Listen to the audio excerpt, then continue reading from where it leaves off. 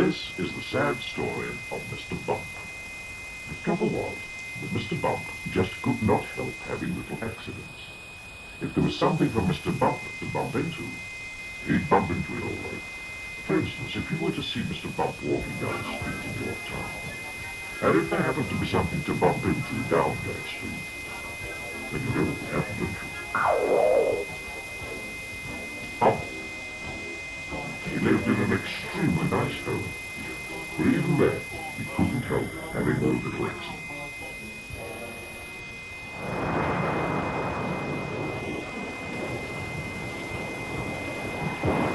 Mr. Bump was just the same at home. For instance, one morning when Mr. Bump went outside his house, he noticed that the chimney pot had come loose in a storm the night before. "Let's fix that before it falls off," thought Mr. Bump to himself. And he hurried off to his garden shed to fetch a ladder.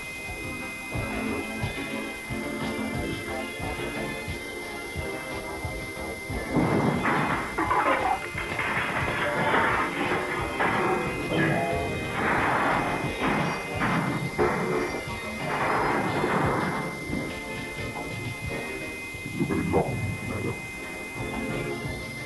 Mr. Bump walked up the garden path with the ladder on his shoulder.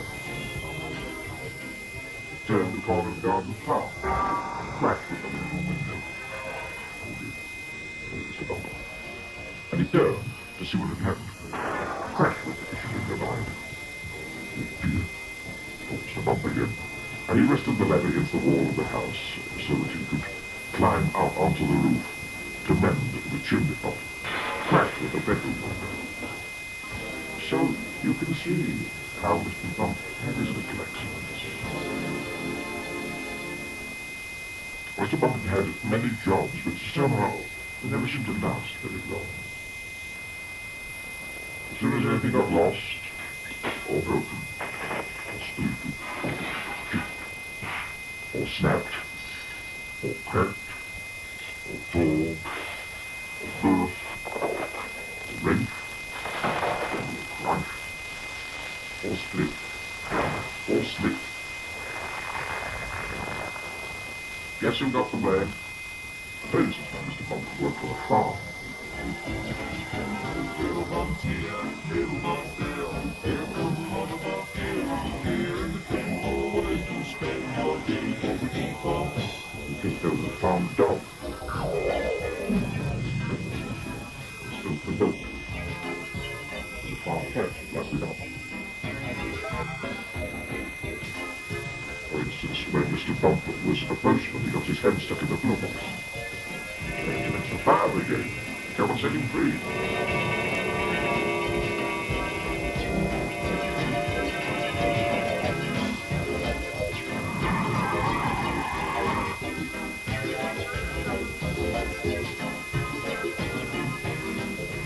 For instance, when Mr. Bump was a carpenter, he found that when he was hammering nails, he hammered his thumb most of the time, and the nail carved it all.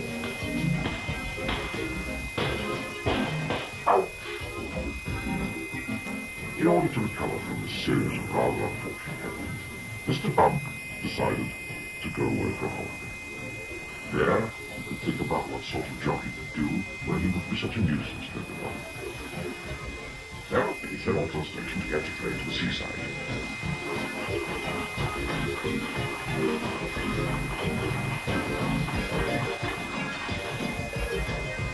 While Mr. Bump was on holiday, several things happened. For instance, he fell off a boat into the sea, and the lifeboat had to come and rescue him. For instance, one day when he was quietly walking along the beach minding his own business, he got his foot stuck in a bucket. And as he couldn't get it off, he had to hop round with it on his foot for hours. And as he hopped along the beach, he hopped straight into a large hole that somebody had dug. And he had to stay there all night because he couldn't climb out on his own. However, despite all these little accidents, Mr. Bump enjoyed his holiday. And while he was there, he had a splendid idea about what sort of a job he should do. It was quite the best idea Mr. Bump had ever had. An absolutely splendid idea.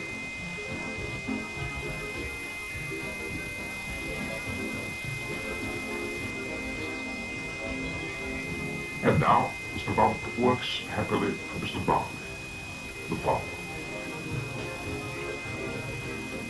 Mr. Barley has a rather large apple orchard on his farm, and that's where Mr. Bump works. Mr. Bump's job is picking apples, but he doesn't use a ladder to climb up the tree to pick the apples, like other apple pickers. Oh no. No, Mr. Bump is a much better way of picking apples than that. He just walks around. And before long, Mr. Bump, being Mr. Bump, walks into a tree. Down falls an apple, and Mr. Bump catches it. This makes the job of picking apples much easier. Mr. Bump is very pleased about his new job, and Mr. Barley is very pleased about his new apple picker.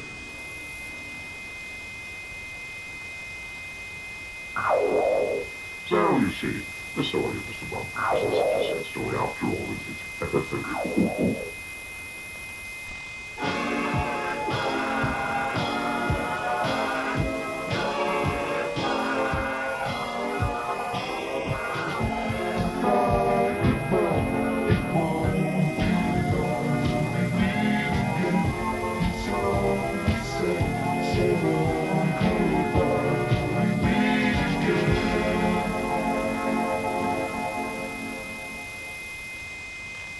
In a few moments, cartoon fun with Doran and Tardy, and that will be followed in 15 minutes by the record breakers, including an attempt on the world cucumber slicing record, the smallest newspaper in the world, and also a record-breaking